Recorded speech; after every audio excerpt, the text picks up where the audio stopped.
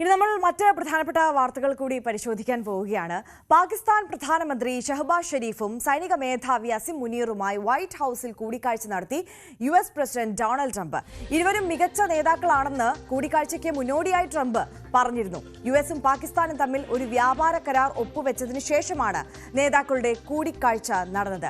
MG Mithun നമുക്കൊപ്പം തുടരുന്നുണ്ട് കൂടുതൽ വിശദാംശങ്ങളുമായി. മിഥുൻ, നമുക്കറിയാം ഈ ഷഹബാസ് ഷെരീഫുമായി കൂടിക്കാഴ്ച നടത്തുന്നതിന് മുമ്പ് തന്നെ സൈനിക മേധാവി അസിം മുനീറുമായി 2 തവണ വൈറ്റ് ഹൌസിൽ ഈയിടെ തന്നെ ഒരു കൂടിക്കാഴ്ച നടന്നിരുന്നു. അതടക്കമുള്ള ഈ ഇരു രാജ്യങ്ങളുടെയും നീക്കങ്ങളെ അതീവ ആകാംക്ഷയോടെയാണ് മറ്റ് ലോകരാജ്യങ്ങൾ വീക്ഷിക്കുന്നത്. ഗൗരവത്തോടെയാണ് ഇന്ത്യ കാണുന്നത്. ഈ ചർച്ചയിൽ പ്രധാനമായും ഏതൊക്കെ വിഷയങ്ങൾ ചർച്ചയായി വന്നു എന്നുള്ളതാണ് പ്രതീക്ഷിക്കുന്നത്. ഈ വ്യാപാര കരാറുമായി ബന്ധപ്പെട്ട വിശദാംശങ്ങൾ കൂടി. ആര്യ, ഈ ഡൊണാൾഡ് ട്രംപും ഒപ്പം തന്നെ പാകിസ്ഥാൻ പ്രധാനമന്ത്രി ഷഹബാസ് ഷെരീഫുമായിട്ടുള്ള കൂടിക്കാഴ്ച കഴിഞ്ഞ 2 ദിവസത്തിനിടെ ഇത് രണ്ടാമത്തേതാണ് എന്നുള്ളതാണ് ഏറ്റവും ശ്രദ്ധേയമായിട്ടുള്ള കാര്യം. UN അസംബ്ലിയിൽ പൊതുചർച്ചയ്ക്ക് ശേഷം പിന്നാലെ ഇരു നേതാക്കളും തമ്മിൽ കൂടിക്കാഴ്ച നടത്തുകയും ചില കാര്യങ്ങൾ സംസാരിക്കുകയും ചെയ്തിരുന്നു.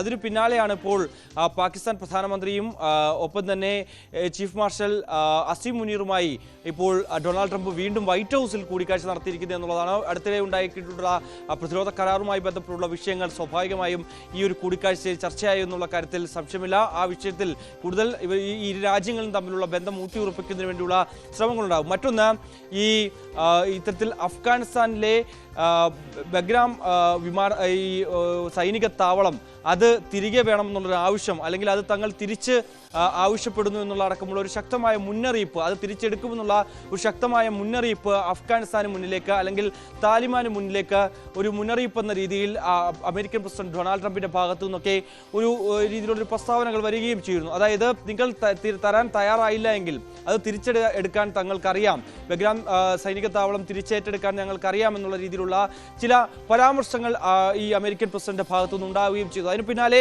താലിബാൻ 1 ഇഞ്ച് ഭൂമി പോലും വിട്ടു നൽകില്ല, 1 ഇഞ്ച് മണ്ണ് പോലും വിട്ടു നൽകില്ല എന്നുള്ള ചില പ്രതികരണങ്ങൾ നടത്തുകയും ചെയ്തു. ഒപ്പം തന്നെ ഇക്കാര്യത്തിൽ അല്ലെങ്കിൽ ഈ വിഷയത്തിൽ അമേരിക്കയ്ക്കൊപ്പം നിന്നാൽ പാകിസ്ഥാൻ ഇനി നേരിടാൻ പോകുന്നത്, അല്ലെങ്കിൽ പാകിസ്ഥാൻ ഒരു യുദ്ധപ്രഖ്യാപനം നടത്തുന്ന തരത്തിലുള്ള ഒരു പ്രതികരണമായിരുന്നു താലിബാന്റെ ഭാഗത്തു നിന്നുണ്ടായത്, പ്രത്യേകിച്ച് അഫ്ഗാനിസ്ഥാന്റെ ഭാഗത്തുനിന്ന് ഉണ്ടാവുകയും ചെയ്ത്. ഈ ഒരു സാഹചര്യത്തിൽ ഈ കൂടിക്കാഴ്ചയ്ക്ക് വളരെ പ്രാധാന്യം അർഹിക്കുന്നത് തന്നെയാണ്. എന്ത് നിലപാട് ഇക്കാര്യത്തിൽ പാകിസ്ഥാൻ സ്വീകരിക്കുമെന്നുള്ളതാണ്. പ്രത്യേകിച്ച് അയൽ രാജ്യമാണ് അഫ്ഗാനിസ്ഥാൻ പിണക്കാൻ പാകിസ്ഥാനെ സംബന്ധിച്ച് സാധിക്കില്ല. മറ്റൊന്ന്, പ്രതിരോധ കരാറടക്കമുള്ള വ്യാപാര കരാറടക്കമുള്ള സുപ്രധാന കരാറിൽ ഏർപ്പെട്ടിരിക്കുന്ന സാഹചര്യത്തിൽ നിരവധി സഹായങ്ങൾ ലഭ്യമാകുന്ന സാഹചര്യത്തിൽ ഒപ്പം തന്നെ ഇന്ത്യ പാക് സംഘർഷവുമായി ബന്ധപ്പെട്ട US-ന്റെ പിന്തുണ ഏറ്റവും കൂടുതൽ ഉണ്ടായിരുന്നത് പാകിസ്ഥാൻ തന്നെയായിരുന്നു. അതൊക്കെ കണക്കിലെടുത്തുകൊണ്ട് തന്നെ US-നെയും തള്ളിപ്പറയാൻ പറ്റാത്ത സാഹചര്യമാണ് പാകിസ്ഥാനെ സംബന്ധിച്ചുണ്ടായത്. അതുകൊണ്ട് തന്നെ എന്ത് നിലപാട് ഇക്കാര്യത്തിൽ പാകിസ്ഥാൻ സ്വീകരിക്കും എന്നുള്ളത് തന്നെയാണ്. ഒപ്പം തന്നെ ഒരു നയതന്ത്ര വിസിറ്റിനു പുറമെ